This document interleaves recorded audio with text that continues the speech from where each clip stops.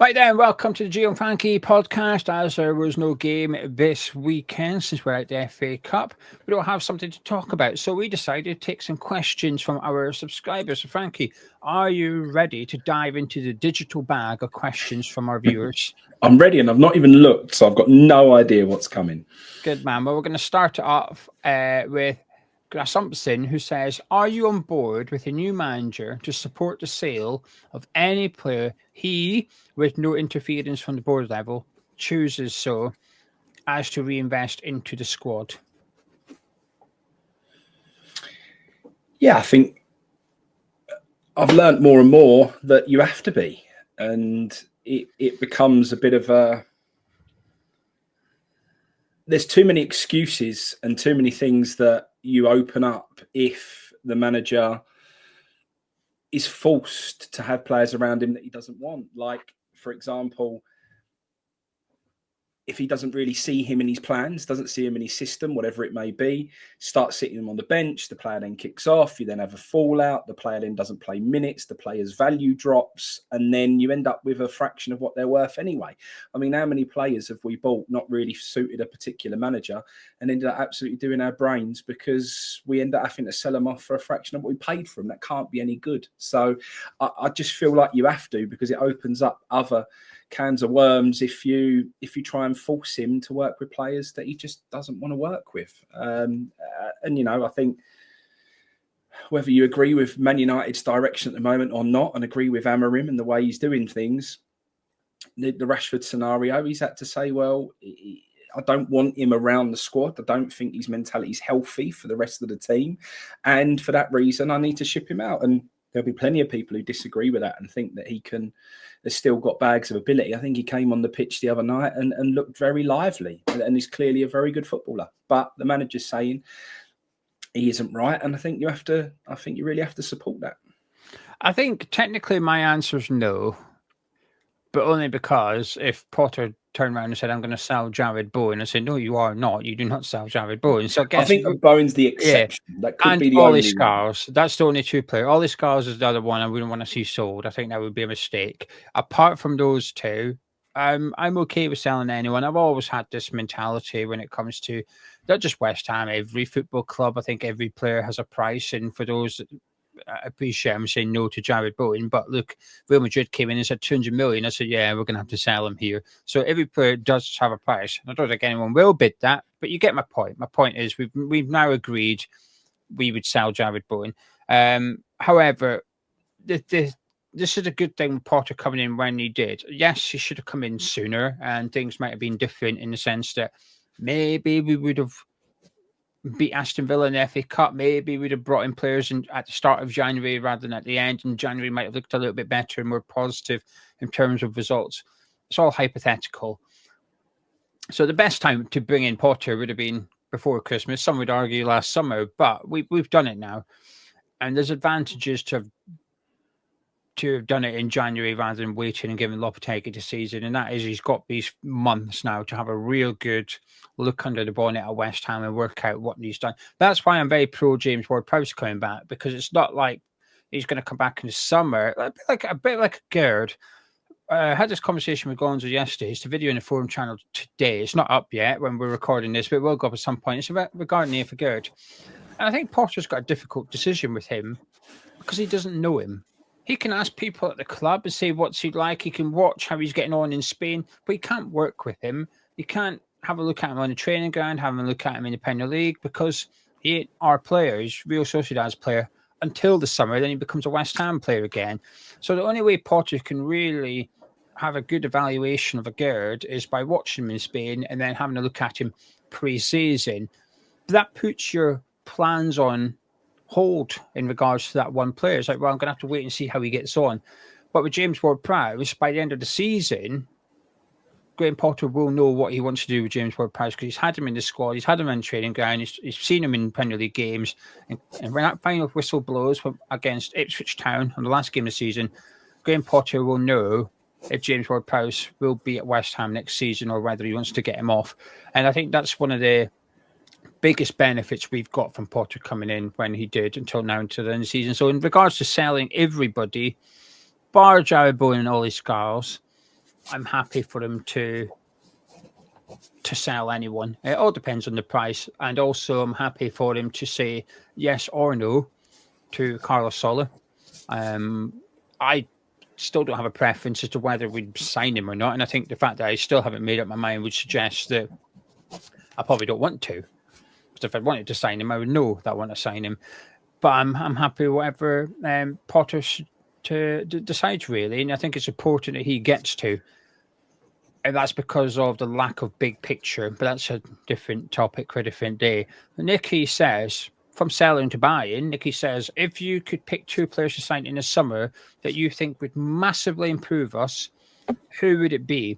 Realistic choices. And I think we're going to pick the same player here, so I'll let you go with your 2. Liam Delap. Liam Delap. Yeah, I would be very, very happy with that. I think he would be an ideal fit, just in the way that Potter wants to play as well. Just from what we've had previously at the car, I think I just see him really coming of age now a little bit. To be honest, I've actually following his career was really interesting. Going from that record-breaking, under 21s Premier League, just breaking every record that you could, but then going out there and actually it shows you that step up. It's going from that, and I think we expect too much of maybe youth players now, and expect them to sort of make that transition quite comfortably. And actually, it showed that not all of them are going to be able to do it straight away, and actually, some of them just need a little bit more time. I used to see him as big, strong. Like I said to you, I saw him as like the next Harry Kane. I think he plays the same way. I think he picks up space really well. I think he gives real big problems to defenders all the time, gives them something to think about, but his finishing ability is fantastic as well. But he went to some lower league clubs. It didn't really work out, but he's sort of coming really into his own now. And I just think he's going to go from strength to strength. And I think probably this summer's probably the last chance to get him. I think that's it. Because I think he's going to go on to really bigger and better things. So thinking off the top of my head with another one, I mean, it's really tough because I think there's quite a few things that we need really in the summer. I think there's another situation where we're going to lose some of the older senior players who have been sort of maybe clinging around and hanging on. And I think the time's up. So I think a few players are going to go out the door, and we're going to really need to sort of fulfill a few different positions. So take your pick. If you've only got 2, if Liam Delap's one, what's the other position that you decide you go after? Well, like, what position would you pick then? I know you don't have a name for that position, so I'm not going to push you on that, but what would be your next priority? Look, I'll be honest. I think goalkeeper would have been on my list until I think Areola's looking all right again at the moment. I'm not as concerned about the goalkeeper as maybe I would have been a couple of weeks ago. When Fabianski come back in, I thought he was just, he always does well for us. He's a good reaction save, good shot stopper. I just felt he was just looking like age was really catching up with him. So, and then you wasn't sure Areola was going to come back. He'd really sort of almost turned his back on the club a little bit, but he's come back with the right attitude and very positive. So I'm not as concerned with that area maybe as I used to be. I think, and again, it depends. Look, Aguerd coming back, does he come back? Does he do well? But do we need that other centre half? I've got a feeling that Mavropanos is probably days are numbered as well. So, centre half's going to be a big thing. But if you ask me right now, what if my wish for what I would like to see at West Ham, I would love to see someone with a bit of athleticism and someone who can play football in that midfield. I'm desperate for it. And it's not an Alvarez. I want someone who is a bit more, I know he covers a lot of ground, and he does, and he works blooming hard. But I just want someone who, just a bit of a ball carrier, just someone who can link that play up a little bit better than what we've got at the moment. So, who does that? Who is that person? That's not really my job to decide. That's up to West Ham. But it's no one springs to the top of mind. We've been talking about a few players just beforehand before we went live, and we spoke before and we said how much we'd like to see McTominay at West Ham. I think he's gone out there and he's looking fantastic. And he got such an hard time. He got such an hard time at Man United. And when we he had those little, how serious was it that he was linked to us? I'm not too sure. I don't think we was ever going to get him. But he just looks like a player again now. And that's the sort of player that I'd love to see, just someone who can make things happen. I'd love to see someone who can add goals into the game. I know Souček does, bombing into the box and everything like that, but I just want to see someone who can play a bit of football. I do love McTominay. I am a McTominay fanboy. I'm honestly become a little Napoli fan this season because of him. I think it's not very often you become a fan of a player. It does exist, doesn't it? I think, I notice it when we sign certain players or certain players come to the Premier League. There's a following that comes with that player. And the biggest one was Chicharito. When we signed Hernandez, the amount of Mexican fans that came along to Hammersham was in the comments of videos and stuff just because they didn't support West Ham. They supported Chicharito. And I've always found it quite a fascinating thing because it's not really something I've ever had, and I think it's because there's a lack of Scottish players that go overseas. Because I can't become a fan of John McGinn when he's running around for Aston Villa. Right? I'll support him in a Scotland shirt, but on a Saturday afternoon, I don't know if it's almost like I don't notice him too much. But now, since he's gone over there and Billy Gilmour's gone too, it's easy for me to tune in and want him to do well. I wouldn't have him under Potter. I think he would have been perfect under David Moyes, and Moyes spoke about how he wanted McTominay. I think he was the perfect midfielder for David Moyes, but I wouldn't have him under Potter. I predict, this is a prediction, Frankie, I predict we will be strongly linked to Billy Gilmour in the summer. I do. I think he was good under Potter. I think he was good at Brighton. And I think when I watch him for Scotland more than anything, he just looks like a complete central midfielder. And I do think he will tick a lot of the boxes as to what we're looking for. And he's not in the first team at Napoli. He came on Sunday night. He got 10, 15 minutes at the end. So maybe he'd be someone we could acquire as well. So I predict we'll be linked to Billy Gilmour. The two players, Liam Delat's one, and other one is... Maybe you can go and do a bit of homework, Frankie. Angelo Stiller of Stuttgart, a number 6 midfielder. Now, the reason I'll pick him out is because he's got a minimum fee release clause of 34 million. I don't watch much of Stuttgart, right? I don't watch much of them. But I do like the Bundesliga show every week, and he just looks... Do you know when you watch a player, you can tell they're just classy. I don't know how to describe them. Elegant. Tonali's like that at the minute. When I watch Newcastle at the minute, I think Tonali just looks really pleasing on the eye. He's a real classy, elegant, sophisticated footballer, and he makes the difficult things look easy. And I think Stiller does that at Stuttgart at the minute. 23 years old, number 6. Well, don't know his shirt number. He plays as a number 6 at the anchor of midfield, and I think he would be fantastic for us. I think he would tick a lot of the boxes as to what we are looking for in that midfield department. So you want a midfielder, there you go. And third on my list would maybe be Keller of Liverpool. Did it on Monday. I spoke about him on a video, Sunday, sorry. I just think he'd be a top goalkeeper. I think he is a top goalkeeper, and the only reason you can get him is because of that goalkeeping situation at Liverpool. I think he's good enough to play for Liverpool, and when he does play, I think he's really good. But get him to the London Stadium. So that would be my 3, just straight down the middle of the park. Goalkeeper, midfielder, striker. Wouldn't come cheap, but I think you'd get them for... Let me just do some quick maths in my head. Maybe 100-ish million for the 3 of them, but I think it would make a significant difference. Plus, you can then sell the players that they're replacing in the West Ham team to raise some capital. Right, shall we turn back to the questions? Let's go for it. Right, whenever we do these, we always get questions about the London Stadium, and I avoid them because my opinion hasn't really changed. So before someone says, stop moaning about it, get over it, we've been asked these questions. There's more than one person asking a question about the London Stadium, so that's why we're going to mention it. Plus, it gives Frankie an opportunity to have a chat with me about it. But we're going to take the question from Adam, who is Dad's Our Job podcast. So it's, hi chaps, with murmurs of potential London Stadium amendments in the coming years, what changes would you make? Knocking it down isn't an option. Cheers.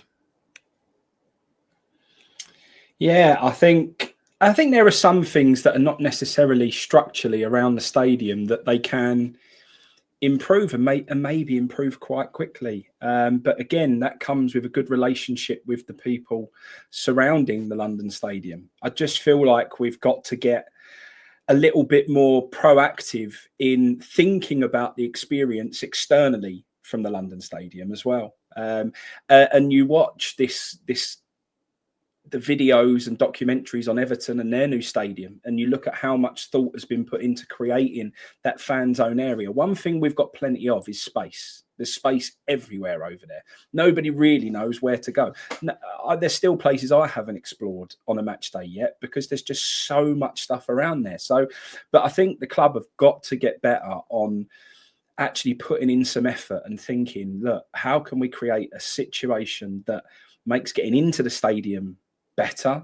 It's far too slow. It's just so frustrating. It means you've either got to get there super early or getting stuck in them queues. It's just not nice. Coming out and those stop go signs are just, and I understand the reasons for it and safety and making sure platforms are not overflowing and so on. But we've just got to find a solution to some of those things that there are the reasons why people just go, do you know what? I really can't be bothered with battling that today. That's just, especially if it's raining, stuff like that. And you know, I'll come from that sort of, you go no matter what, rain or shine, I don't care what it is, we'll be there.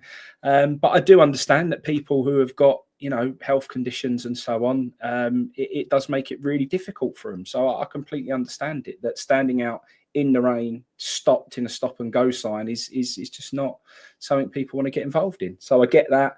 I actually stumbled across Geo.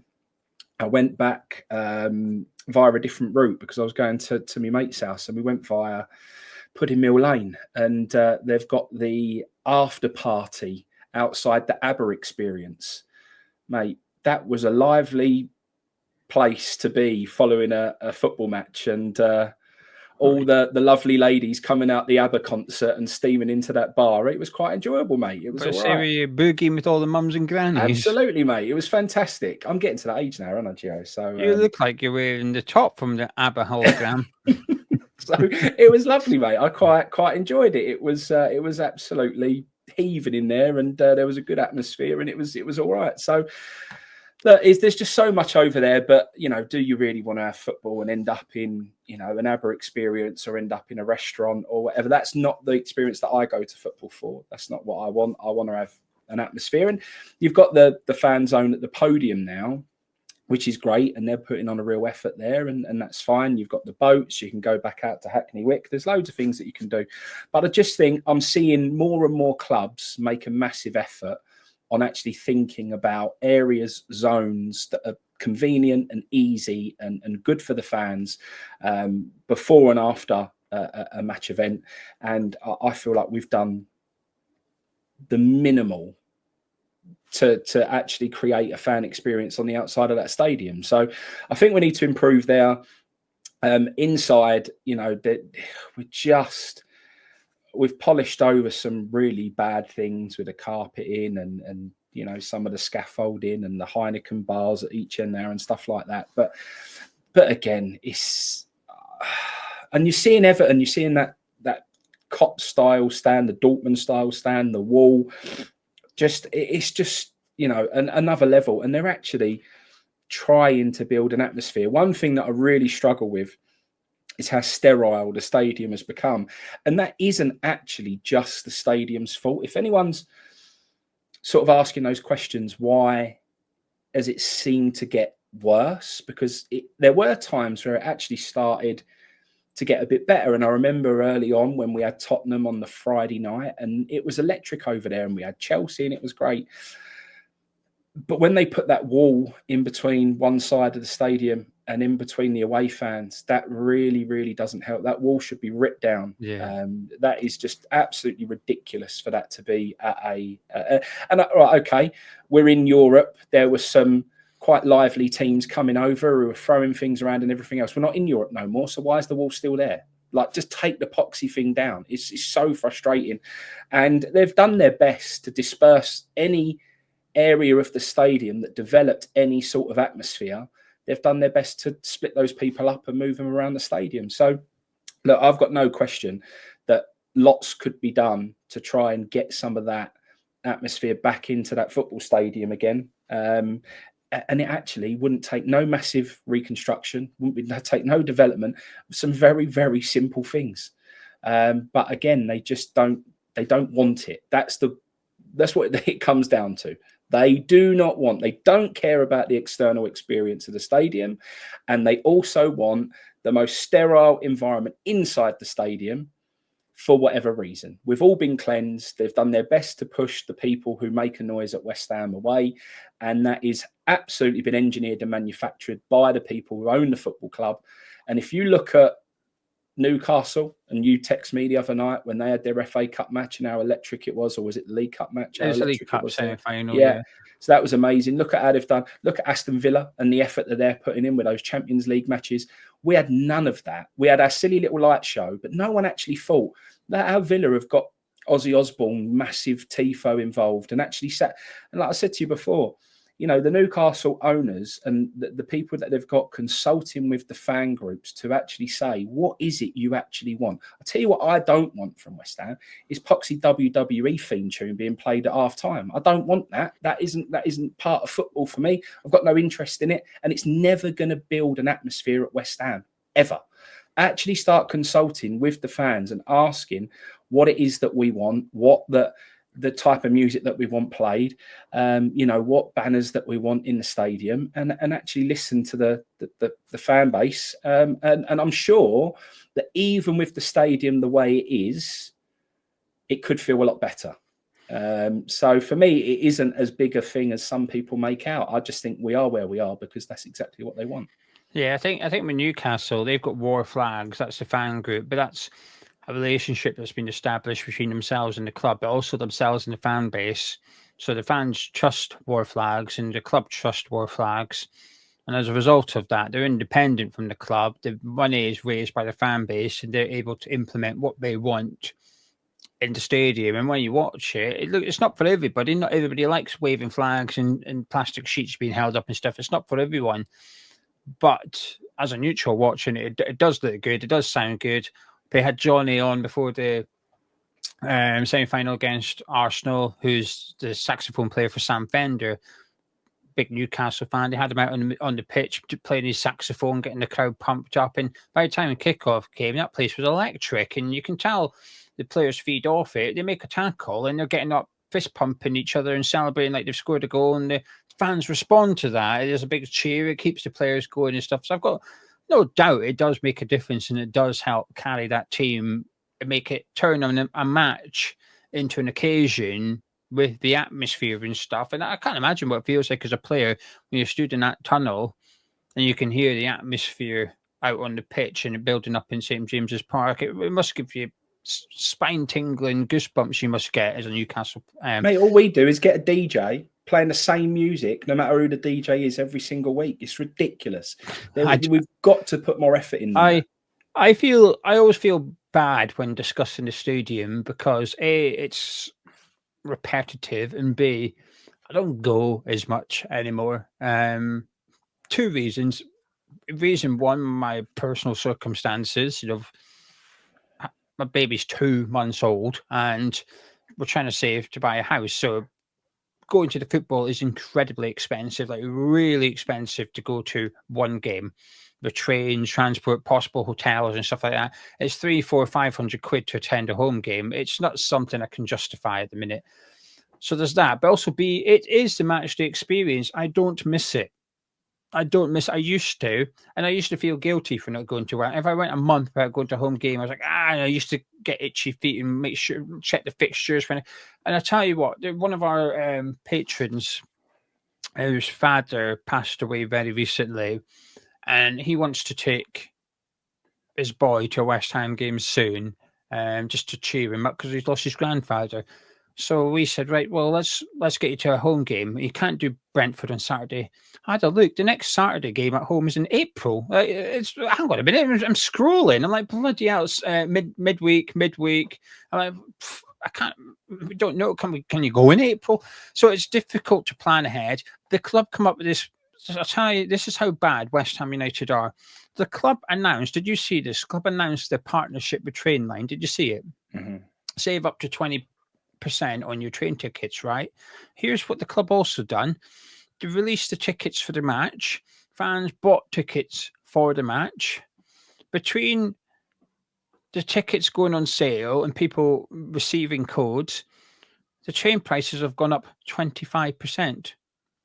So it's actually more expensive to use the code, and not everybody's got the code. They've not even been able to do that correctly. Help fans get to the game using the train. This whole statement, this PR piece about sustainability, get on the train, public transport, rewarding fans, 20% off. No one can use it, and if you can use it, it's more expensive than it would have been if you just booked it there and then before the code was even mentioned. They can't even get something like that right. I completely agree with what Frankie said about match day experience. It's crap. It gets you I get annoyed before I'm even in the stadium when I go through that stand there for half an hour, sometimes in the piss and rain, just stood there cold, bored. You get to the point, and the frustrating thing is the searches are pointless. I actually feel less safe because of the searches, because the search consists of, there you go, right? If someone was carrying a weapon, they'd get in with it. I know that because the searches are crap. Okay, there's no benefit to that search. If the club would explain what the benefit was, great. Because it's not the safety of people, because they're inadequate. People don't get searched Ticking a properly. box, isn't it? That's all it is. Yeah, but it's bollocks. So I actually feel less safe. Not that I do feel less. Do you know what I mean? I'm not. Yeah, I don't turn up thinking, "Oh no, I'm going to get shot at the football." It's not. I've never had that thought process. I'm going to the football. That's it.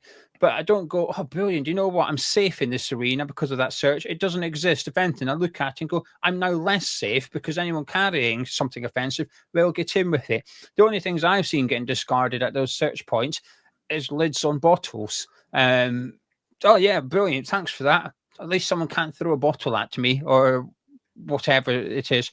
But by the time I'm at the stadium, I'm already fed up. Then you get to the turnstile. Half the people can't work the tickets, and it's not their fault because they don't know how to work digital tickets, don't know how to scan their season ticket. What's it called? An NF? What is it? What's the thing called? Do you know? NFT? Yeah, I know the NFT. Yeah, Is like half of them don't work. People are there. It's not working. So steward's got to go over. There's one steward doing about 8 turnstiles, and there's 4 people needing help at once. So it takes ages to get people through because they've decided to get rid of plastic season ticket cards because that's going to save climate change. All of us carrying around an equivalent of a bank card, which we could use year on year. But no, you're not allowed that. Scrap that. You have to have it on your phone, and then when you get there, it might not work. And then once you do get in and you climb up the stairs, you get to your seat and you sit down, and nobody's excited. There's no atmosphere. It's dull. It's dead. You watch the game of football. You leave. You have to stop go signs. Now, fortunately for us, we've got the boats which are before them, so we can go have a drink while the crowd disperse.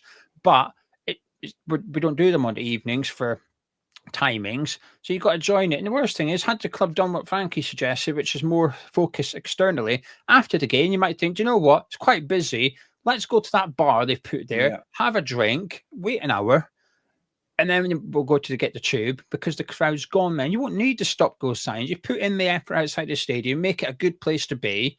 People will likely stick around a bit longer, and then the crowd will sort itself. The crowd sorted itself out at Upton Park.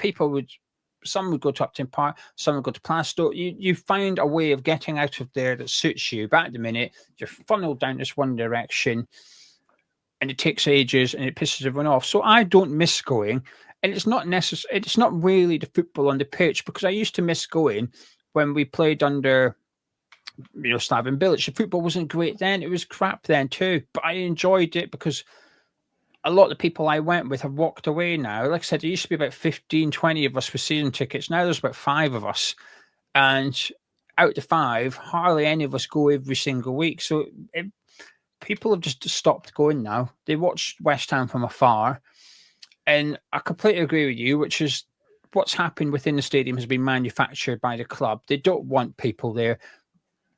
And that wall is the definitive proof. Not that you need it, but that wall's proof. There's only one reason for that wall, and that's to kill the atmosphere. Because it's not to stop physical altercations. There's a massive gap between the away fans and home fans. I don't know what it's called, the tunnel, the split in between the stands, so that if you need an emergency access for an ambulance, that's where it can use. So there's a huge, you physically can't get to each other anyway. So the wall, I know it'll be, to stop throwing missiles. You can throw missiles if you want to, just throw it over the wall instead.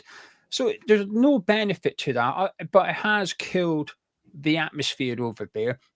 And it just says to the fan base, we don't want you making noise. We don't want you here piping up, jumping around and having a good time.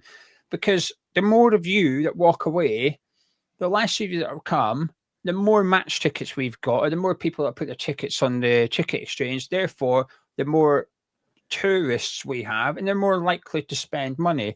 If every season ticket holder, we've got 52,000 or something, if we all turned up every single game, we don't all buy, hardly any of us will buy merchandise because we've already got it. If you are going to get it, you get it at the start of the season. That's you done for the season. Programs, probably not, because it used to be good, but it's not anymore. Programs are now null and void.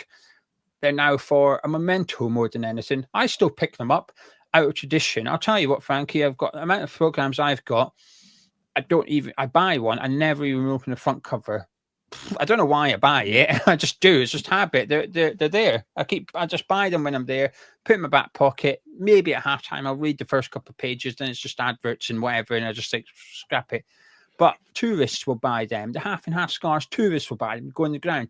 The season ticket holder knows, don't bother with food and drink at this stadium. It's expensive and crap. Ignore it. Go get your burger from Hackney Wick before the match, then go to the ground. The tourist doesn't know that. They turn up, say, I'll have a cheeseburger and a beer. 12 quid. Oh, here you go then. That's fine. Thank you. And that suits the club more. The club benefits more from the non-West Ham fan attending West Ham games than they do the West Ham fan going. And then they've had discussions this week with various fan groups that were invited. We've got the IWA now trying to raise funds to start stuff. And best of luck to them, because I know how difficult it is speaking from experience, 2016, 17, when we first moved into London Stadium, we were one of the fan groups that got called in because it was crap. It's like, right, what's going on? What can we do? And we tried our best to help. And it's a difficult thing because people just assume you're not there to help. It's like, what are you out to gain from this? But actually, you're just trying to do the best thing so that it's a bit better for everybody. And I applaud anyone that tries. And I have a lot of sympathy with anyone that tries, because I know it's unforgiving and it's incredibly unlikely that you will succeed with improving things at the London Stadium. And it's not because of lack of effort on their part, it's because of lack of accommodating from the club and lack of desire from the club as well. So I've got no problem with any fan group trying to implement change, because I don't like it. And if everything stays as it is, I will continue to not like it. So change has to happen as far as I'm concerned. What? I don't know. I know Adam says you can't lock it down. And I used to think, well, you can't do that, so what can we do? But I've got to a point where I think it possibly is the only thing you can do. It's a crap stadium. It's a crap experience. And I don't know what else to say. I'll still go now and again when I can afford it, and when the stars align, I'll be able to get to a couple of home games. But I'm going because of West Ham, and I'd go watch them down the park rather than in the stadium per se. It doesn't matter where they play, I'll still go. But the last thing I'll say, Frankie, I'm sorry for ranting away. The last thing I will say is all this stuff with concessions has left a really bad taste in my mouth, actually. I can almost not forgive them. I can ignore, bad stewardship and stuff like that. I can say, right, okay, like, hopefully they'll sort that out, kind of thing. But what they've done in regards to removing the concessions is just utter nasty. And I think it's vile, to be honest with you, what they've done and how they've treated the fan base. And like I said, most of the people impacted by the concession removal will be the older generation. And they're the ones that have supported this club for decades. They're the ones that were there when we were in the Championship, when we were getting nobody was turning up. Because Upton Park seeing attendances of 20,000 regularly. They were there, and they're sort of getting punished for it now by the club in my eyes. And that doesn't, I can't forgive that. And it doesn't sit well with me. And I'm very protests won't make a difference because I believe that. I don't think me and you don't turn up on Saturday. The club don't care. We'll be replaced. It might not be why West Ham fans, but we will be replaced. The club don't care. Then the club would rather we don't attend, Frankie, so they can replace us with people who will spend more money. But I feel like it's almost like out of principle now. I've got pushed that far. I think, nah, you've gone. This concession stuff was too far for me. It's unforgivable. The only way I say, even if they were to reverse those decisions, which they won't do, I think it's going to get worse this season coming when the renewal stuff comes out. I think there will be a couple of nasty surprises in there for concessions again. But even if they reversed it, I still wouldn't forgive them because I think what you did, it's not a decision you make lightly. You would have planned that. You'd have sat there and you've had meeting after meeting after meeting. And everybody would have sat there, and there would have been people. I like to think there would have been people in that meeting saying, "Hang on, you can't do this. You cannot do this." And for all the clubs' meetings with fans and stuff, they never once consulted a fan about that concession stuff. They've got their supporters advisory board. They've got people trying to help the club and talk to the club. They ignored every single one of them. And when that season ticket news came out about the concessions, it was a surprise to a lot of fan groups. And that shows what the club really think and how much the club really care. And the answer is nothing. They don't care. They will use supporters groups as shields as and when it suits them, and they can hide behind them a little bit. And I feel sorry because I've seen some people tweeting supporters groups at the time saying, "Well, what are you doing about this?" And it wasn't their fault. They didn't know anything about it. They were gazumped. They were blindsided by the club. But the club, you can't tweet Karen Brady. You can, but you're not going to get a reply from Karen Brady. You're not going to get a reply from David Sullivan or anyone like that. They'll hide away. They'll make their decision and run away and leave you to it. So fans then go to the supporters group who they will get a reply from and say, "Oi, what's this about?" And I feel sorry for those groups because they were people tried to help for free. No one gets paid or anything. They're helping for free at their own time, money, energy to try and make things better. And the club just treat them how they treat the fan base, which is like dirt. They'll use them as and when it suits them. And then that's it. They'll pick them up and drop them just like that, like a child with a toy. So that concession stuff. Then I went to Ipswich, I think was my last game towards the start of the season. I actually felt guilty going. I actually felt bad going to that game with everything going on with the concessions and stuff. And that's when I thought, it's changed now. The concessions changed it for me. So no, I get that. All that being said, I can't wait to get over there Saturday. So I'm going to flip it around. I'm like you. I can't stand the experience, but there's something still just about going to West Ham. The other thing is, so Frankie, change. The other thing is you've got your little boy. That's what makes the difference. That's a significant factor. You've got to, people have to take this into consideration. I think because when you've got your little boy there saying, "Dad, can we go West Ham?" No. You can't turn around to him and say no because they've removed the concession prices. That's unfair on him. But this is the thing, Joe. Right? See, this is and if anyone wants to try and explain it to me, I'd love to understand what this is. But going to West Ham, right? Even for him, a 7-year-old boy, who gets taken everywhere for football. He literally, it doesn't matter. If West Ham's not playing on Saturday, we'll go to Gillingham, we'll go to Charlton, we'll go to Ebbsfleet, we'll go to Dartford, we'll go wherever. And I do take him around. And the only thing, all he keeps saying to me at the moment, because he hasn't been for the last few weeks for one reason or another, he just says, "Dad, when we go to West Ham again, I can't wait." All he wants to do is go to West Ham, right? And we have that scenario. The travel, okay, we've got the high speed, so we get into Stratford quite quickly.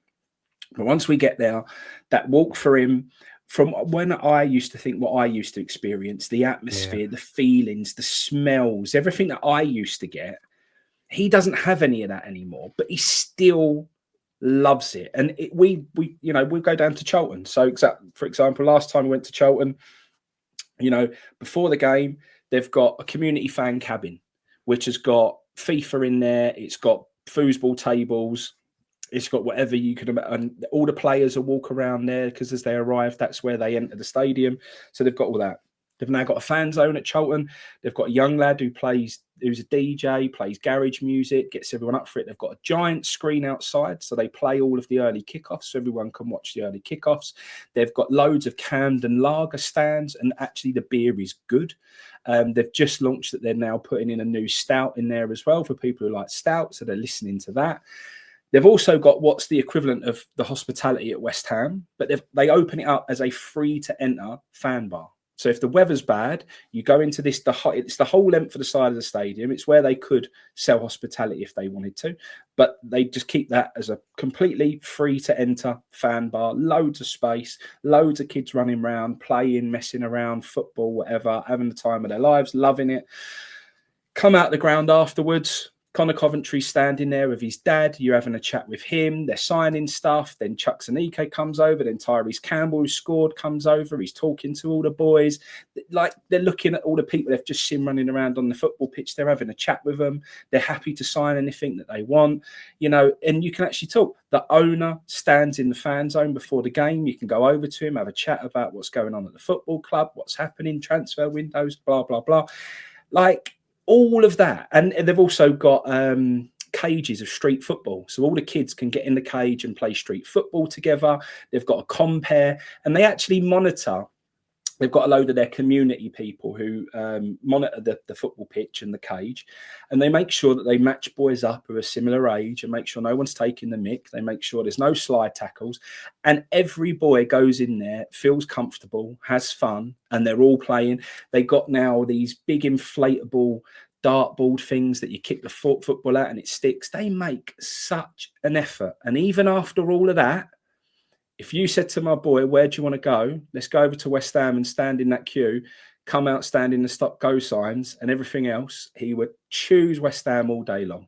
So there's still something so special about West Ham that it doesn't matter where I take him, because West Ham's not playing on that day or they're playing away from home and we can't get tickets. The only place that he wants to be is in the London Stadium. So there is still something magical about West Ham. Yeah, I don't know. I can't work out on balance, but he loves it. I can't explain it either. I can obviously he just loves West Ham. Really, I think that's what it comes down to. I don't think there's much. I think it's overcomplicated sometimes when you look at it logistically. I think he just loves West Ham, whereas others are good experiences, but they're not West Ham. The only way I can relate to is when I had my upbringing. So me and my brother had season tickets at Aberdeen. 99 quid for the season, and we'd go every home game. We'd get on the supporters bus at the top of the road, just us two. We were, I don't know, 10 and 8 years old or something. Probably not a good idea when you look back now, traveling an hour on the bus, just us two. We had a friend, but there was three of us. But times have changed. Back then, you could do that. You could trust, and then the old boys on the bus would look after us. We'd get on the bus, the old boys would get into it and make sure we got into the stadium okay. It was fine. But we used to go to every Aberdeen home game and we'd get 3 West Ham games per season each. So we'd get a home game and away game plus a other. Sometimes it was away, sometimes it was home. It's more the northern ones, Newcastle and Manchester's and whatever. It was more the northern away games. But we had the same upbringing, and we did that until I played football on a Saturday and then couldn't go anymore. So we had about 2 or 3 years as a season ticket holder at Aberdeen, going every game. And this was when there was some bloody good nights as an Aberdeen fan back then. We had like Zero Ali playing for us as well. It was just like it was like Aberdeen's Dimitri Payet. Good, if you don't know who Zero Ali is, put him in YouTube and put in Zero Ali Aberdeen, right? Just magician. But Aberdeen, we were all right back then. It was good to watch and it was enjoyable. But today, my brother's got a season ticket at Aberdeen. I've got a season ticket at West Ham. Same upbringing, and he'll go to West Ham now and again, and I'll go to Aberdeen now and again. But he's more Aberdeen, I'm more West Ham. The exact same upbringing, though. So it wasn't like we were getting forced that you must go or whatever like that. And I remember when we were at primary school, and we used to get picked on a bit for supporting West Ham. And then I remember going home one day, me and my brother were like, "Why do we have to support West Ham?" And my mum was obviously like, "You don't have to. You can support whoever you want. Like, it's up to you." Support. Then I remember a couple of days later, I was just going, "Nah, we're just gonna stick with West Ham." So we could have picked anybody, but I think it was just already ingrained in you from your upbringing. That I always joke that I had three rules in childhood work hard at school, be nice to my mum, and support West Ham. That was as long as I did those 3 things, I was all right. I was a good boy. That was it. I think supporting West Ham was more important than tidying my room when I was a kid. And then you get to the age where it's just in you. You don't have a choice. It's just natural, just like being right-handed. When you come to pick up a pen, you pick up with your right hand. It's just a natural thing. You're just a West Ham fan, and that's it. I didn't get a choice until I was like 7 or 8. Then I did get one from my mum. No, that would have went down well with my dad if I turned around and said, actually, I'm going to become a Liverpool fan, thank you. Wouldn't have gone down well, but I didn't want to switch. I stuck with West Ham. I don't know why, but I guess it just feels right. I don't know. I don't know how to explain it. It's the only right feeling that you should have is supporting West Ham, mate. That is how it is. Yeah, I mean, trust me, there's been moments since then I've sat here or whatever and thought, why did my dad have to support West Ham? Could he not have supported someone else? It'd been life would have been easier. But that is the thing, Joe. I used to be so proud, you know, and like you'd take a friend to West Ham and they'd come out blown away. They'd come out of Upton Park and just go, wow, I get it. Like that is the best atmosphere that I've ever been in. It's just, and it was a really, really special club. It was a special place to be. And like I said, the light must still be shining for me because he still sees something and he's got a shadow of what he would have experienced if he was being brought up when I was a West Ham fan. But it means that it's not all hope's lost, Gio. It might just be like your thing, though. I don't know. It might just be like a father-son thing. And I think that was, for a lot of people, was a father-son thing going to West Ham. And I think that's some of the anger a lot of people have got towards the concessions being removed, which is, hang on, I can't take my boy now because my boy's no longer got a discounted ticket. You know, I was 90 quid, but my boy was 25. Now it's 90 quid for each of us if I want to take my son to the football. So I think that is what their concessions and I still think, Gio, and I do believe this, there's plenty of football stadiums, in the Premier League that are not what they used to be and can be quite quiet and quite dull. But I think I take a lot from Newcastle, Villa, and the way things go. And it's not just the success that they've had. I'm talking about how people have listened. And I do believe that football still can be an incredible experience. I think we're seeing some clubs getting it right now. I think they've realised that you have got to talk to these people.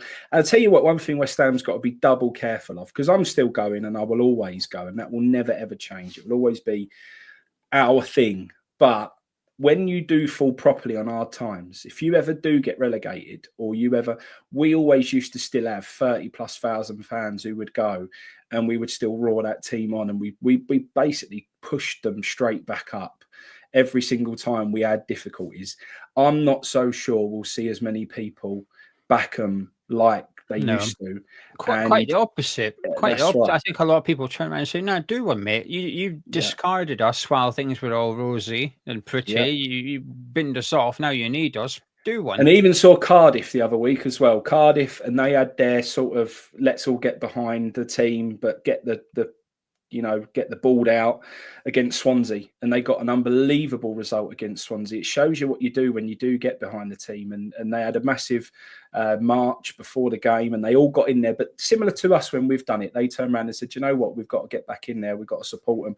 We can make our fuss before the game and we can show our discontent to the board and we can shout our board out and sing our songs, but once we get in there, we roar that team on, and they end up rolling Swansea over, and it was a fantastic day for him. So, mate, I still do have hope. I still have hope that even if we don't make drastic changes to the stadium, that it can still be somewhere where you would go and get those feelings that my boy can get, those feelings that I used to get at Upton Park. I think it is there, but you've got to have a board who want to do it.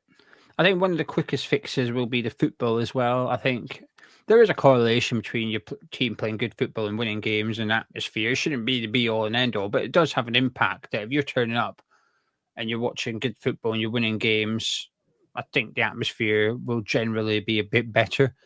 So I think if Potter can implement that quickly, I think listen, will it make the atmosphere perfect? No, but I think it will improve it, and I think it will be a quick fix to some extent, but there's a cap on that. There's only so, and those, we will still, even with things as they are, we can still have good nights at that stadium without anything changing, but there'll be few and far between. There'll only be 1 or 2 per season at the most, and that's it. And I think you will require circumstance to dictate that. It might need a Carabao Cup semi-final leg in order to get the atmosphere there. It may be that you might need the quarter-final of the FA Cup to be at the London Stadium to turn that atmosphere.